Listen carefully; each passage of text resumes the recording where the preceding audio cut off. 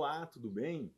Quero te convidar para sentar à mesa conosco, para a gente conversar um pouquinho daquilo que Deus tem feito na nossa vida, da nossa história e principalmente do que Deus nos fez ao nosso coração na montanha. Quer conhecer um pouquinho? Quer saber como chegar à montanha? Vem com a gente, vamos falar sobre isso hoje. Júnior, eu sou o Leonardo, eu nasci em Goiânia. Hoje eu me considero, né? Eu falo para os caldas-novenses que eu sou mais caldas-novense do que os próprios caldas-novenses, né? Porque o que eu faço ali na cidade, muitas pessoas de Caldas não fazem, não gosta de ir pro clube, não gosta de ir na serra, e eu brinco com eles nesse sentido. Mas eu sou goiano, sou goianiense, nasci em Goiânia. Minha família toda, na verdade, é de Goiânia, né? Os meus avós, que eram no interior, foram para Goiânia, mas meus pais todos já estavam lá em Goiânia. Nasci numa casa onde tem 4 irmãos, são 4 homens, e a gente cresceu muito unido, né? Eu viajava muito com meu pai. Meu pai é agrimensor, então ele, na época, lá nos anos 80, tinha muito trabalho no Pará, tinha muito trabalho no antigo Tocantins, no antigo Goiás, norte de Goiás, hoje Tocantins. Então, eu lembro de viajar muito com meu pai. Eu acho que praticamente todas as férias, né? Parte das minhas férias eu passava lá com ele. Cresci, né, em Goiânia e conheci o Evangelho em Goiânia. Né? Meus pais não eram crentes, mas meus avós eram, o restante da família. Então, minha avó levava todo domingo de manhã, me levava para a escola dominical. E o dia que eu não queria, ela puxava minha orelha. Até meu pai, não crente, falava: não, você tem que ir. Lá você vai aprender sobre caráter, sobre coisas nesse sentido. E nesse indo para a igreja toda, a escola dominical, eu conheci Jesus e eu batizei aos 13 anos. E cresci, vamos dizer assim, passei minha juventude dentro de uma igreja onde os jovens atuavam. Então, eu não tive essa coisa, eu saí da igreja. Não, eu sempre fui atuante lá no grupo da igreja de jovens, participava do grupo de música, e durante esse tempo de grupo de música eu conheci a minha esposa, né? Quem é a minha esposa atualmente, que era uma jovem que tinha chegado à igreja, recém-chegada. E aí, depois de um tempo, um ano ali de amizade, nós começamos a namorar, e desde então nós estamos juntos, né? Se for contar tempo de namoro e casamento, a gente tem 30 anos juntos. Uma história. Aí, contando de casamento, esse ano nós fazemos 24 anos de casado. Então, cresci nessa igreja, e aí, desde então, namoro, casamento, nós continuamos ali atuando, que hoje é Cristã Evangélica da Vila Nova, né? Minha família, minha avó era da Vila Nova, viveu a Vila Nova a vida inteira. Tu tem grandes amigos ali, principalmente na Assembleia de Deus, Pastor Josué. Ali na praça, em frente à praça. Pastor Josué Gouveia, Rafael Gouveia. Eu vi assim, eu vi essas igrejas crescendo, né? Se desenvolvendo lá nos anos 80, que eu fui para lá, final dos anos 90, início dos anos 90 para frente. Então, assim, a minha juventude toda dentro de casa, viajando com os meus pais, era praticamente ali com um grupo de igreja, amigos que foram criados durante aquele tempo. Então, depois que eu casei, aí teve um momento que a minha filha nasceu, depois de praticamente 5 anos que eu já tinha de casado, e aí que eu mudei para uma outra igreja, fui para uma igreja onde o meu sogro, ele era pastor. E depois de algum tempo, ali de 10 anos, mais ou menos, que eu estava nessa igreja, surgiu uma oportunidade em Caldas Novas. Inicialmente, surgiu uma oportunidade para minha esposa, né, voltado com RH. Ela foi convidada para vir para Caldas. E eu achei nunca na minha vida que eu sairia de Goiânia, né? Mas algumas coisas tinham acontecido ali, João. Tinham entrado na nossa casa já, e a gente com um menino pequeno. Alguns traumas. Traumas, né? A minha esposa estava com uma amiga no carro, um dia indo, um grupo de mulheres estavam saindo e foram abordadas, levaram o carro. E a minha esposa trabalhava muito longe, até o meu trabalho era mais perto, mas o dela era muito longe. E aí, quando surgiu Caldas, aí ela falou comigo: e aí? vamos sair para criar as crianças, para a gente levar a criança para um local onde seja mais fácil de criar. E eu achando que nunca, não, mas depois fui pensar, orar. Aí a gente combinou, vai para lá. Se passar do período de experiência, eu entendo que é Deus e tudo mais. Então ela veio, passou no período de experiência, eu vim, e nós já temos 8 para 9 anos que estamos em Caldas Novas. Em Caldas, quando chegamos, né, era só nós. E aí logo conhecemos a primeira igreja batista, fomos criando amizade, e hoje parece que a gente está lá há 20 anos, né? Então hoje Caldas é o local. A gente estando em Caldas, meu sogro veio, meu cunhado veio, então assim, acaba que a gente foi trazendo as pessoas para morar em Caldas, e todos estão na igreja também, envolvido em alguma parte do ministério, porque a família toda é evangélica, né? Então, um pouquinho da minha caminhada para chegar hoje em Caldas Novas. Hoje eu sou pastor da juventude, lá em Caldas Novas. Hoje a gente separa lá em adolescentes, jovens e jovens casados. Cada um dos ministérios, chama de redes, tem o seu próprio líder, e eu sou o pastor desse grupo, né? Apesar de ser pastor diretamente também de adolescentes. Então hoje é a minha função principal lá dentro da primeira igreja. Mas hoje a gente já se sente bem tanto na igreja quanto na cidade. Hoje eu tenho dificuldade de ir para Goiânia, né? Pegar trânsito, sinaleiro, mas a gente ainda vai, a família toda está lá. Essa transição, a sua escola, ela diz muito do que a gente vive hoje como adulto, né? A gente sabe que a geografia conta muito, e você teve um pai agrimensor. Sim. Então, sim. Um pai, a gente sabe, você sabia o que era a importância de demarcar território. Sim, sempre. E você transicionando, então, de um lugar para o outro. Uhum. Você teve metodologia e no seu inconsciente, de certa forma, isso aí de demarcação de território, de tudo mais. Você teve uma sempre, escola. Né? Você teve uma escola dentro de você. Como que você chegou ali para mapear, para fazer essa questão de demarcação de território, geografia em Caldas Novas, implantar família, escolha do melhor local, a gente buscar o melhor local para ter os nossos filhos, criar os nossos filhos mais seguros ou não menos seguros. Porque isso tudo é as nossas decisões diárias, de pessoas diárias. Tem gente que está mudando de ciclo a todo momento. A gente muda de ciclo o tempo todo, né? Assim todo mundo vai se deparar, às vezes, com uma situação como a sua. Um conselho para a gente, então, buscar referente à demarcação geográfica. Sim, claro. O que o senhor acha que poderia, então, surgir nesse sentido? Para mim, para minha esposa, né? A gente toma as escolhas, não as crianças, né? Pensando nisso, para mim, minha esposa é tranquilo eu mudar de um lugar para o outro, a gente fica mais tranquilo. Então a gente pensou o seguinte: nós queremos um local, vamos pensar para morar, que seja perto de escola, que seja perto de igreja, que seja perto do trabalho. Mas a principal pensamento nosso é estar num local onde as crianças estejam próximas de uma igreja, tenham amigos que sejam dentro de igreja e tenham possibilidades de desenvolvimento nesse sentido. Então, quando a gente mapeou Caldas, a gente andou, a gente tinha que alugar e depois comprar alguma coisa, né? Então, a gente andou pela cidade. Nós pensamos em escola, nós pensamos em trabalho, nós pensamos em igreja. Então, quando nós escolhemos, a gente foi em várias escolas, quando nós escolhemos a nossa escola, ela era muito próximo da igreja que a gente estava indo.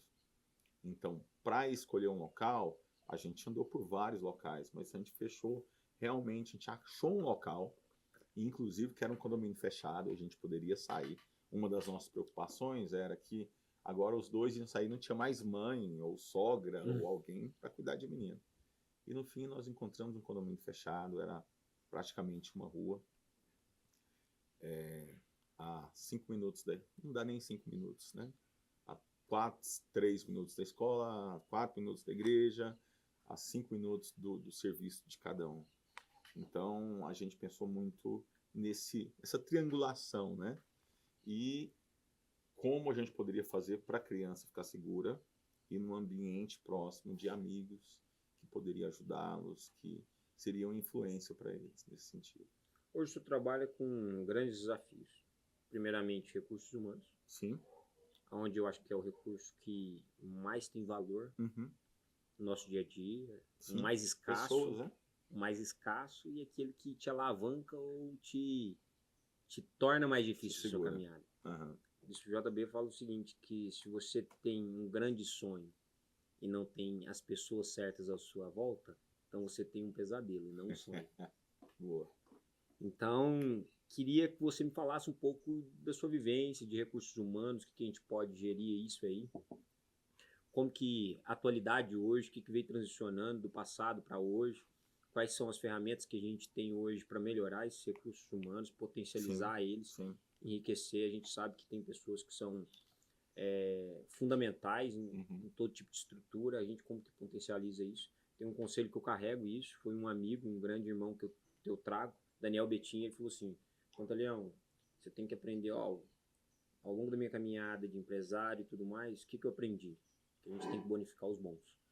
Sim. Os ruins a gente não precisa fazer mais nada. Eles já são ruins. Mas os bons precisam ser bonificados. Precisam ser incentivados. Isso. Uma forma é bonificados. Bonificar os bons. Esse é o grande segredo do sucesso e do crescimento. Exatamente. E aí eu queria que você me falasse um pouquinho sobre recursos humanos. Sim. Júnior, eu trabalho com recursos humanos lá desde 2006, inicialmente voltados para a parte de treinamento e desenvolvimento de pessoas, né? E aí depois, agora, principalmente em Caldas, com gerentes de recursos humanos, com todos os subsistemas de recursos humanos. Eu costumo falar hoje do treinamento, né, no Senac, de liderança, ou treinamento para empresários. Eu gosto de falar que a empresa ela não tem um rosto inicialmente. O rosto da empresa são todas as pessoas que trabalham ali dentro. Então, se eu entro dentro, por exemplo, de uma empresa de Caldas Novas, de um hotel, ele vai entender que é a empresa, a pessoa que está atendendo, a pessoa que vai fazer todo o trabalho. Ou seja, a empresa ela é feita de pessoas. Quanto maior a empresa, mais pessoas ela tem, mais necessidade ela tem de gerir essas pessoas.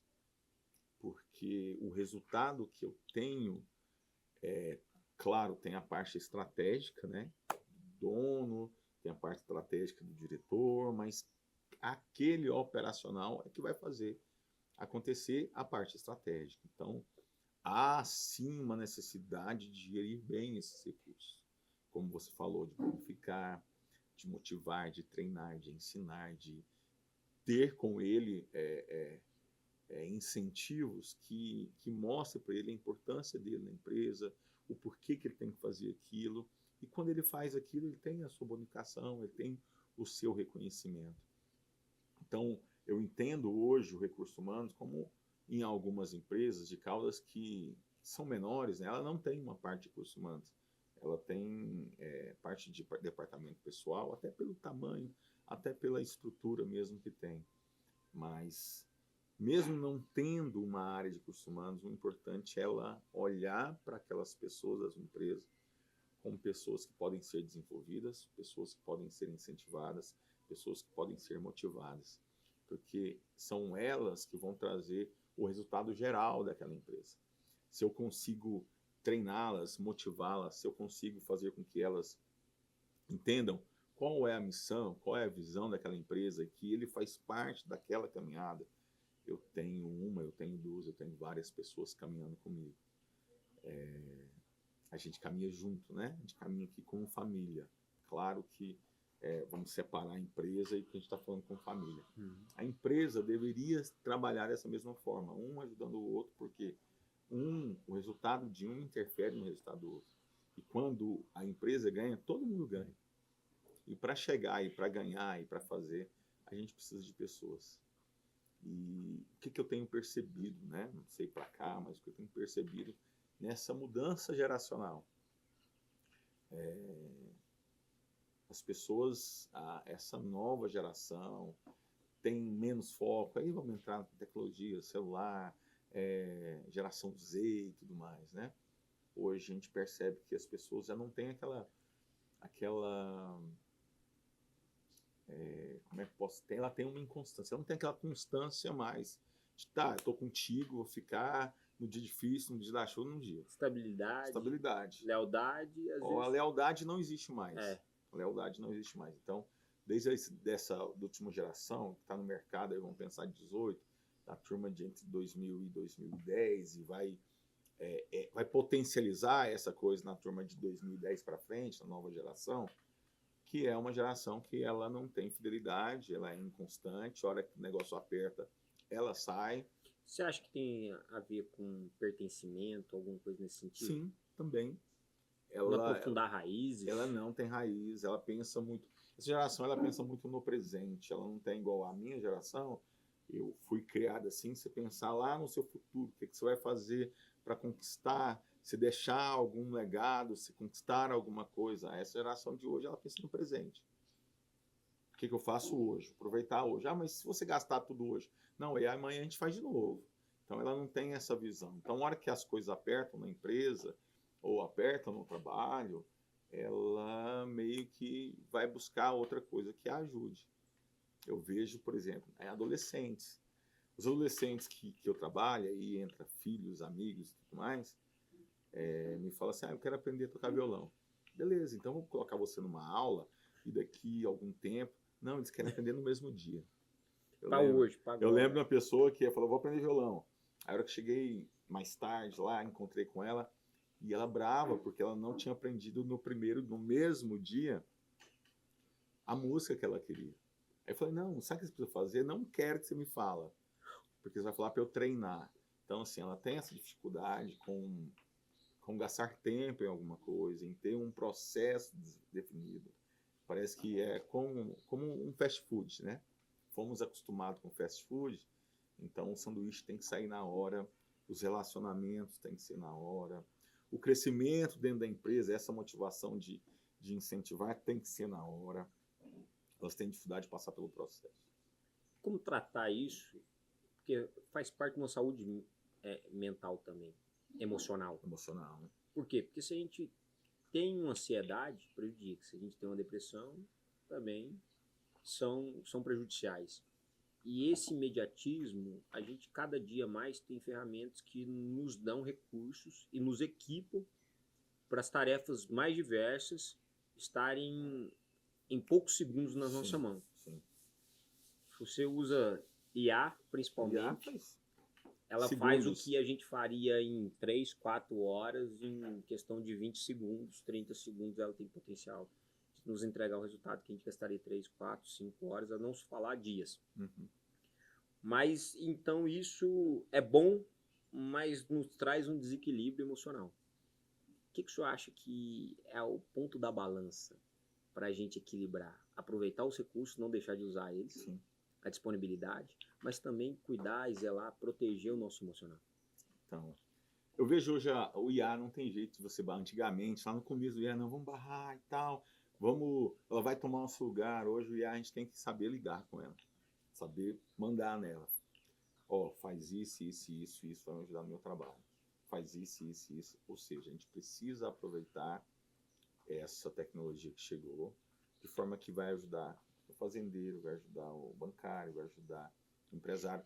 Me ajuda como professor e instrutor. Hoje ela me dá ferramentas que eu teria que gastar um tempo maior, ou investir um tempo maior para isso. Então, ela precisa ser utilizada da melhor forma possível para trazer resultado para a gente. Então, a gente precisa olhar IA. Hoje se usa muito IA, principalmente está na trend da moda aí, para brincadeiras, para redes sociais e tudo mais. Mas pensando naquilo que a gente está conversando, a IA ela tem que trabalhar para a gente. Da mesma forma a tecnologia, da mesma forma o celular. Ele precisa trabalhar para que eu tenha sustento, ele precisa trabalhar para que eu tenha um retorno mais rápido, que eu tenha mais tempo. E aí entra o que? A gente meio que vive emocionalmente e quer os nossos retornos da mesma forma que a IA me dá o retorno. Então isso gera um conflito na minha cabeça, porque as coisas não são feitas dessa forma. Por exemplo, o que eu quero dizer? A árvore, vou pegar o exemplo da árvore. A árvore não mudou no processo.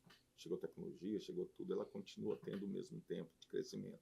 Claro que eu posso acelerar, por exemplo, na soja, claro que eu posso acelerar na plantação, mas ela ainda continua tendo um tempo de germinação, de crescimento. Ela precisa passar por processo. E nós precisamos retornar isso em nós.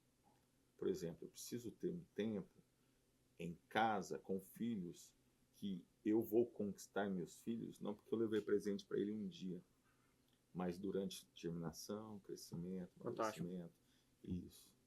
Eu preciso entender que desenvolvimento de relacionamento com a minha esposa, e eu vou conquistá-la, vamos pensar aquela pessoa que, o casal que perdeu ali aquele vínculo, eles precisam entender que isso não vem de um dia para o outro. Você conversa, você relaciona e vocês topam andar junto. Mas é dentro do processo de germinação, de crescimento, é que eles vão reatar ou eles vão conhecer algo que ainda eles não tinham. Então, a gente precisa retornar e entender que para algumas coisas tem processos.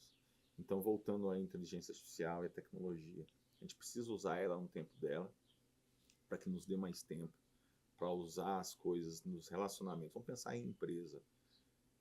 Dentro da empresa, eu preciso de relacionamento entre as pessoas, preciso de relacionamento entre o grupo para criar liderança, criar comunicação interna, relacionamento interpessoal, Diálogo, né? diálogo.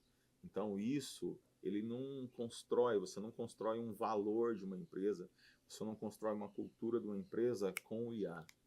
Eu uso IA para me trazer resultado naquelas coisas, mas eu tenho que entender que com o tempo é que eu vou criar qual é a cultura da minha empresa. E a cultura da minha empresa é o dar atenção, o líder dar atenção hoje, amanhã e depois, para o colaborador, é chamar ele para um feedback, é ser valorizado, como você falou, é fazer um aniversariante do mês e mostrar que ele é importante, que ele pertence àquela empresa, de que ele faz parte daquele lugar. E essas coisas não são feitas de um dia para o outro. Isso é construído em um ano, isso é construído em meses, criando uma cultura dentro de uma empresa. A gente é rápido para começar, sim, deve ser começar aí rápido, mas a gente precisa lembrar que isso vai, com o tempo, criando relacionamentos, criando confiança sua, chamando a galera para trabalhar com você, pertencimento àquele lugar, e essas coisas é que você vai dedicar um pouco mais de tempo, que é fora dessa aceleração da tecnologia. Estou falando isso, e a gente como pecuarista, é o único ciclo. A gente, na pecuária, a gente já avançou muito tecnologicamente, entre nutrição, genética. Sim, sim. Avançou os ganhos, entre taxa de prenhez, taxa de ganho, abate, peso, altura de gado, determinação, Geração genética. balanceamento de carne, carcaça, estruturação, tamanho de bezerro, formação. Só que a única coisa que o homem não consegue é alterar o processo de gestação. Você tem que respeitar. Então todo mundo fala assim, cara, às vezes eu não vou mexer com vaca parida ou mexer com cria, por quê? Porque eu não tenho condição de alterar. Você não altera, você não acelera. Eu não consigo. Esse é um momento da pecuária que você entra, que você tem que respeitar o que a ciência e que o Deus criou. Falou assim, ó, é 9 meses, se nascer antes, é prematuro. E tudo que é prematuro precisa de mais cuidado. É mais frágil. Se investe mais. É mais frágil, precisa de mais cuidado, é debilitado e precisa de uma atenção maior. Então, todos os processos nossos que a gente avança, você vai precisar de mais cuidados. Sim. É mais frágil. Sim, verdade. Se ele nasceu, ou se você não passou por um processo e quis sair dele de forma prematura, é isso mesmo. Você vai sair mais frágil, você vai precisar de mais cuidado. Para todas as coisas a gente usa isso. E você não vai ter o desenvolvimento adequado que você poderia ter. Você vai precisar de ajuda depois. Isso. Faltou alguma coisa assim. Isso, o cuidado é redobrado. Exatamente. Então, assim, o desenvolvimento seu, você antecipou uma fase, mas atrasou as demais. Sim, verdade. Se você espera um pouco mais, você consegue ser mais forte ali na frente e seguir. Totalmente. Excelente analogia. Totalmente. E assim, a gente buscando isso, na montanha a gente vive muito isso, que é observar as coisas e trazer para nossa vida real. Observar as coisas, a cada dia, cada montanha tem um acontecimento diferente. A gente fala que cada homem tem a montanha que merece. Ouvi bastante isso lá. Cada homem tem a montanha que merece. Mas a cada montanha que você sobe é uma nova versão. Então a cada montanha que você sobe é uma montanha que você merece naquele momento. Sim. A gente vive de ciclo, de fase. Talvez naquele momento eu vou precisar de uma montanha daquilo. Isso. E na outra, aquilo que era pesado já não vai ser. Já não é mais. Você está lidando com outras coisas. A guerra não pode ser a mesma sempre, né? Nós não chegamos à excelência, então sempre precisamos encontrar e entender a montanha. Me fala um pouquinho como que Legendários foi apresentado ao senhor, como que você teve essa reação, esse recebimento, como que foi sua experiência agora, Júnior, eu vi expectativa e realidade? esse povo doido, né? Uhum. Há 2 anos atrás foi o primeiro contato que eu tive com Legendários, que eu estava num congresso em Goiânia chamado Legado, da Universidade da Família, um congresso para homens. E alguns daqueles homens que fazem parte da Universidade da Família eram legendários. Então, no final do evento, eles subiram, né, como manada, o grupo lá, não lembro se eram 10, contaram um pouquinho do processo do Legendários na vida deles e como os ajudaram no processo de hombridade na vida deles, né? E fiquei curioso com aquilo. E no último ano, principalmente, vamos pensar no último ano, com o crescimento aí das redes sociais, da mídia e tudo mais, eu comecei a ver e a receber mais informações de Legendários. E aí pessoas próximas, olha, fui no Legendários. E aí, por fim, agora, nos últimos meses, pensar do final do ano passado para cá, um grupo da nossa igreja participou, conheceu e participou do Legendários em Brasília. E desde o primeiro que foi, eles já chegaram inflamados e querendo que todo mundo, todos os homens da igreja participassem do Legendários, porque mudou a vida deles. E eu posso testificar que realmente aqueles que passaram por lá tiveram uma vida transformada, estão sendo acompanhados agora, mas são pessoas que entregaram de coração. Que a montanha, o processo da montanha, o processo de Deus lá na montanha, realmente mudou o coração, a mente daquelas pessoas. E eu vi isso acontecer e falei assim, puxa, eu quero participar disso, né? Quero participar desse momento. Então eu tive a oportunidade agora, na semana passada, em Brasília, de participar ou de subir a montanha. Eu fui convidado já há algum tempo, eu quase participei em fevereiro, que era no início de fevereiro, eu passei praticamente janeiro inteiro na Amazônia, num retiro lá da nossa igreja de missões. E quando eu cheguei em fevereiro, aí ficou muito em cima para eu participar. Provei a Deus que eu participasse nesse. E preparei, né? Como vai ser isso, como vai ser. E como eu até tinha comentado contigo antes, eu realmente, talvez um dos pontos principais para quem vai participar é vai aberto. Vai aberto e queira participar de tudo. Esteja aberto a participar de todas as coisas que acontecem, todos os eventos que estão ali, porque eu entendo que é o momento de Deus comigo. Eu saí de casa, eu fui para uma outra cidade, eu me propus estar ali em um processo, é o processo da montanha. Então, algo que foi muito bom para mim eu estava com o coração aberto. Enquanto pode ser que uma pessoa estava entendendo o processo de forma diferente, estava se sentindo pesado, eu senti tudo que tem que sentir, né? Desde o cansaço a tudo, mas com o coração aberto. E aí eu passei por aquilo, né?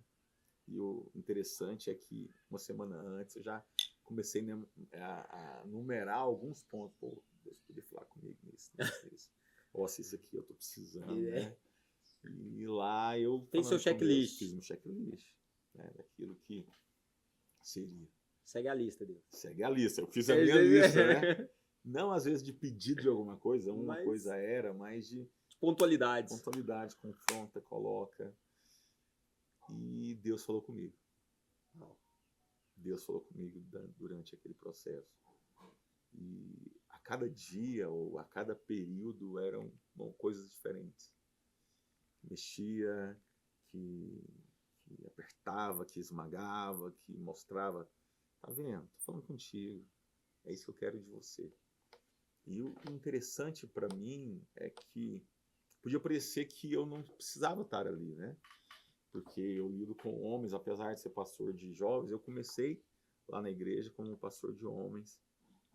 Comecei com a Universidade da Família. E hoje sou professor também lá de criação de filhos, eu e minha esposa.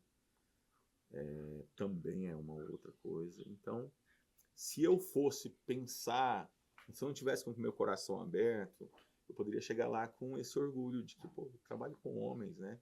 Eu falo de hombridade na minha igreja, eu falo que hombridade é sinônimo de Jesus Cristo. Eu falo para os homens, olha, o melhor presente que você pode dar para sua esposa o maior presente que você pode dar para os seus filhos é amar a sua esposa. Então, puxa, já tem uma bagagem, né? Mas isso não ia adiantar nada para mim. Porque, como nós falamos, a gente não é perfeito. Tem coisa que eu preciso mudar. E essas coisas foram colocadas. Deus pegou a pranchetinha, cheque, cheque, cheque, cheque. E eu cheguei ao final, assim, agradecendo a Deus. Né? A gente chega ao final com o processo sendo finalizado. Olá, porque o processo continua em casa, porque a gente sobe a montanha todo dia. Isso. Né? Todo dia a gente sobe a montanha. Nossa montanha começa na segunda, né? Nossa montanha começa na segunda. Praticamente a gente estava lá no monte, agora a gente vem para o vale, aqui a luta acontece. E eu trago força de lá para o que vai acontecer aqui. E eu vi que esse coração aberto me ajudou a ouvir de Deus, a ser confrontado por Deus, a ser cobrado por Deus, a olhar para a minha vida, como eu lido com minha família, como eu lido com os próximos, como eu lido com a minha integridade, como eu lido com os meus filhos, como eu lido com o meu ministério. Em tudo ali eu fui confrontado, fui orientado, fui pesado, né, na balança por Deus, me mostrando que eu preciso mudar demais, eu preciso crescer, eu preciso caminhar, eu preciso me dedicar mais. E eu volto do Legendários, né, como eu já fiz ontem, ontem, indicando, incentivando e mostrando para as pessoas que vale a pena. Eu já falei com meu cunhado, já falei com os meus 3 irmãos. Meu pai me perguntou o que é isso. E meu pai é de mato, né? Eu falei, não, bora para esse negócio. Uau. Que vale muito a pena. É um processo. Alguém me perguntou, não. Alguém falou comigo assim, não, mas eu já sou de mato. Eu já caminho mesmo, né? Trabalho no mato. Mas não é sobre caminhar no mato. Né? É sobre o processo que há dentro do caminhar. Então vale muito a pena. Tem incentivado os homens da minha igreja, tem incentivado as pessoas que estão próximas de mim. Ontem mesmo entrei em contato com um e falei assim, fiquei sabendo que você não tem vaga, o que eu posso fazer para te ajudar? E aí, por fim, ele falou, não, na data que é o próximo, eu tenho um evento, mas se tiver algum perto, eu falei, calma que vai chegar, quem sabe? Aí eu quero envolvê-lo, né? Estou atrás de homens para que tenham esse impacto profundo da montanha, para voltar melhor do que já são. É a gente ser intencional, né? Ser intencional. A gente está em busca de homens que querem fazer um amanhã melhor. Sim, sim. Ele não precisa ser o profissional. Ele precisa querer e ter o potencial. Sim. A gente está à procura de homens de potencial. Isso. Júnior, o homem que começou a perder seu lugar e deixou seu lugar. O homem hoje, voltando a ter esse reset, sendo um homem de Deus, o homem da casa, o sacerdote do lar, o administrador do negócio de Deus, a influência na sociedade, ele muda a sociedade. Ele muda a igreja onde ele está. O que eu mais ouvi, desculpa te interromper, o que eu mais ouvi lá no Legendários e que eu escuto quando as pessoas vão contar testemunhos é o problema que teve com o pai. O abandono do pai, é a ausência do pai, o abuso do pai, é o pai que separou, é o pai que não estava lá.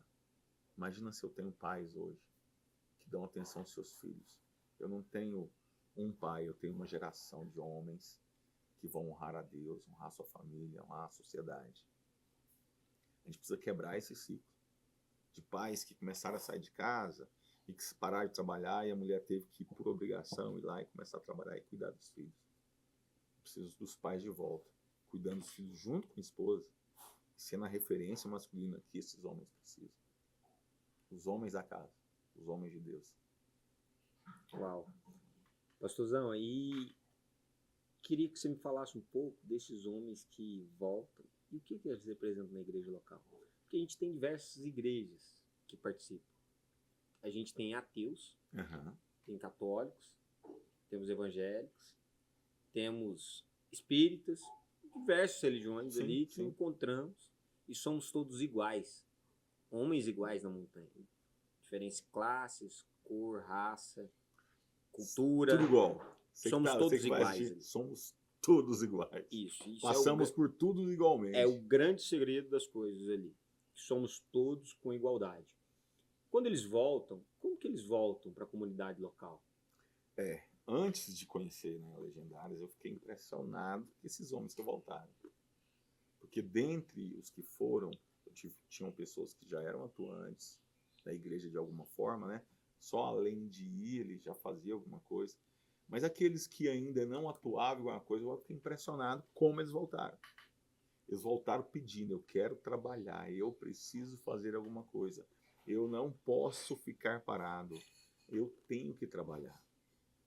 E até foi assim, né, um sopetão, falei, que bacana. O que esses homens tomaram lá na montanha? O que esses homens viveram lá na montanha?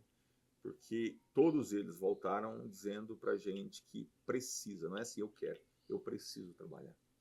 E aí nós estamos encaixando locais, entendendo o perfil, encaixando as pessoas. Eu mesmo quero trazer um casal para trabalhar comigo, vejo o perfil na juventude e tudo mais.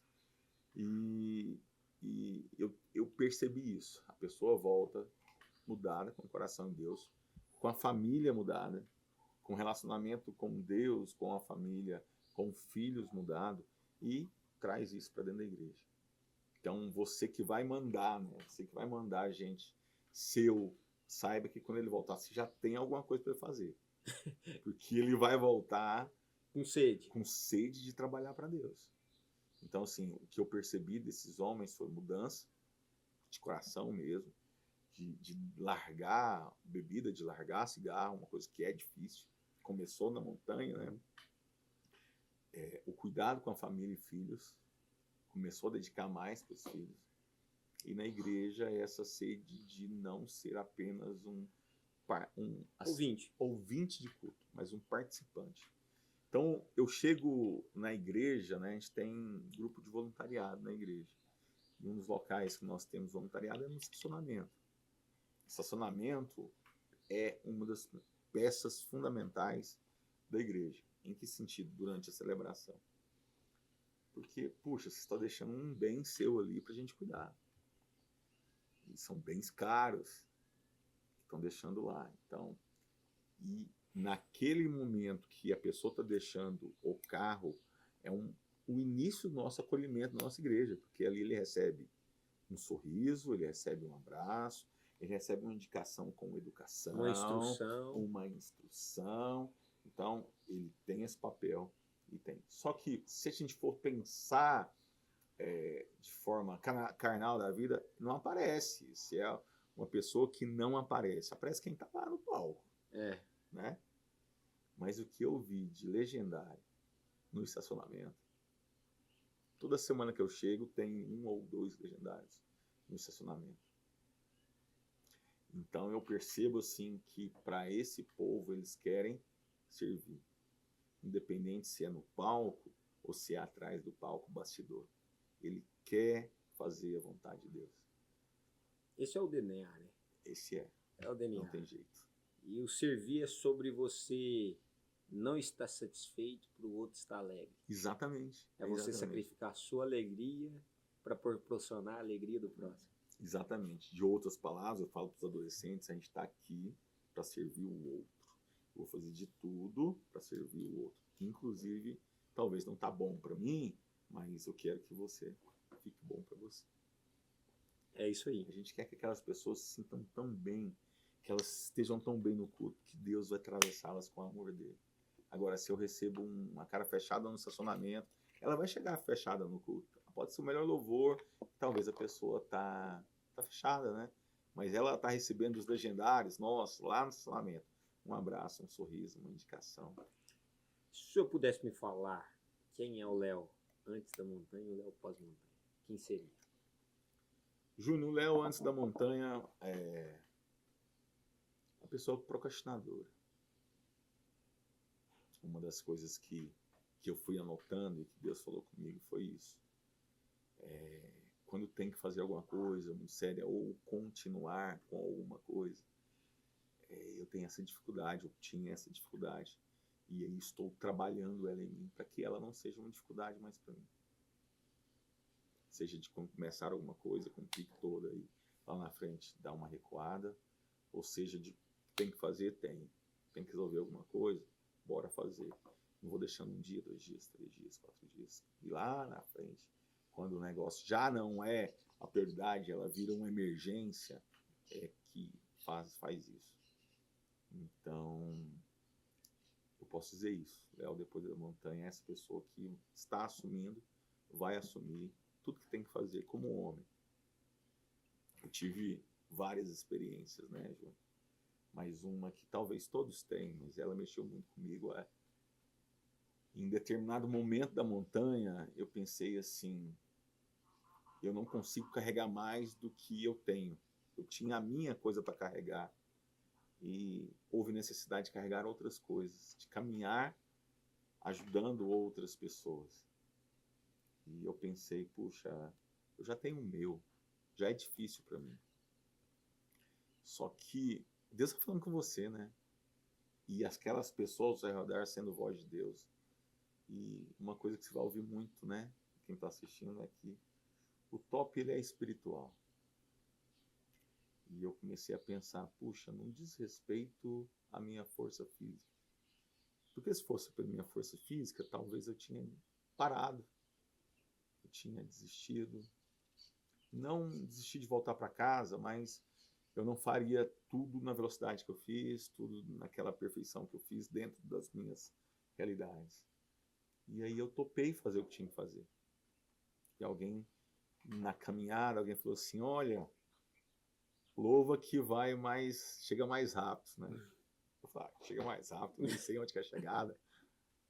E eu já tinha decidido fazer, e aí eu comecei a cantar, e o pessoal cantou comigo. E eu fui até o final, carregando tudo que eu tinha que carregar. E isso foi uma analogia para a minha vida, que é a montanha do dia a dia. Eu consigo fazer até mais do que eu acho que eu posso. Porque lá no fundo, a minha força vem de Deus. E Ele está comigo. Eu tenho minha parte, tenho que fazer. Mas quando eu acho que eu estou acabando a minha parte, eu sei que Deus está comigo e eu consigo fazer mais. Eu entendi isso. Eu não posso olhar e pensar, puxa, cheguei ao meu limite, cheguei ao meu esforço total, porque toda vez que eu achava, puxa, cansei, tinha mais coisa, e eu fazia, tinha mais coisa, eu fazia, tinha mais coisa, tinha mais coisa. E eu cheguei até o final, com todo mundo. Adquiri a roupa mais cara ao meu coração, foi essa roupa que eu conquistei. Porque foi cara para mim. Ela teve suor. E ela significa mais do que isso. Ela teve lágrima. Significa um ciclo que ficou para trás. Ciclo ficou para trás. Coisas novas agora estão. Então ela teve lágrima de colocar em Deus. Ela teve suor de dedicar a sua vida. E aí, como é falado lá, é o suor que eu dedico à minha família. É o suor que eu dedico ao meu trabalho. Então, essa camisa, quando a gente veste, por isso que a gente não pode dar ela para qualquer pessoa. Não, você compra, você fica. Não. Você conquista. E é mais do que uma conquista para o legendário, é uma conquista para mim. Daquilo que Deus falou no meu coração. E hoje eu carrego ela como eu, Leonardo, carrego ela como um monumento, igual Samuel pôs um monumento para dizer até aqui me ajudou o Senhor. Essa aqui é uma representação do que até que Deus me ajudou, que Ele mudou na minha vida e que eu tenho para frente. Amém. De impacto. Realmente é uma história digna de ser contada, pastor. Obrigado. Então, parabéns, o senhor venceu, não está sozinho, porque afinal, família não se abandona. Nunca. E família não se deixa para trás. Nunca. Você dá um jeito, então, mas você vai junto. Conta que a gente está junto, estamos aqui para servir seu ministério, Obrigado. O senhor, sua casa. Há um detalhe, quero voltar para a montanha. Uau. Montanha é importante para mim. Agora faz parte da minha vida. Uau, é isso. É e eu sobre quero isso. ver tanto eu, igual falou, tendo novos encontros da montanha, mas eu quero ver novos homens, outros homens, com a família restaurada, com o coração restaurado. Homens, quem sabe jovens, se preparando e se organizando para a vida dele. É sobre isso. É sobre isso, totalmente. É. E foi um privilégio servir o senhor na montanha, e agora sentado à mesa com o senhor. obrigado. É uma honra para mim. Te agradeço a confiança, o carinho de ter recebido o convite. De pronto o senhor já se colocou à disposição. Eu te agradeço mais uma vez e faço compromisso diante de todos em estar servindo seu ministério, sua casa, Obrigado. sua família. E o senhor pode nos usar as ferramentas, as habilidades, os dons, Sim. as conexões. A gente está para somar força. Afinal, 2 é melhor do que 1. Com certeza. E Muito obrigado. aqui está nosso kit. Esse aqui é um diferente, quero honrar a vida do A senhor. hora que eu vi esse kit eu achei tão bonito. Esse, Muito legal. Muito obrigado, João. então, quero te agradecer. Recebo no coração a importância disso aqui para mim. Amém. A importância de ter conhecido o senhor, eu lembro que nós conhecemos. Vai, a gente conversa depois. No primeiro momento, eu e o pastor David também. Né? Você e o pastor David lá E a gente só tem a agradecer, também honrar a vida do João. Sim, Foi na casa na dele, casa dele. no momento de comunhão, de mesa ali, a gente Foi desfrutando com a presença família. de Deus, que era para ter ido outra pessoa, ela não pôde ir, Isso. e eu fui. Então, honrar a conheci vida do João vocês. aí, Já tive esse carinho todo ali, o sorriso que eu recebi. por essa conexão. E agora estamos juntos. E na mesa a gente irmãos. tá assim, né? Sempre lembrando das pessoas. Aqui é uma castanhinha que o pastor Davi Herculano. Ganhei essa castanha na montanha. Foi? A castanha andou a montanha comigo. Então, o pastor Davi Herculano, um homem de Deus, um profeta, muito especial para nós, um legendário também, que vem carregando a mensagem de Jesus Cristo, vem carregando o Espírito Santo junto também. E assim, obrigado, viu, pastor? A gente vem aqui desfrutando o caminho com a família, com a esposa, com os filhos e com os amigos agora na mesa, comendo um produto aqui de Fortaleza, hein? Eu Então, quero experimentar. Então esse aí é especial. Obrigado realmente, então. Quero te agradecer, viu, Léo? Muito obrigado, João. Prazer demais. Sabia que a gente ia caminhar junto. Amém. Tenho certeza, tenho convicção e vamos para cima. Vamos embora.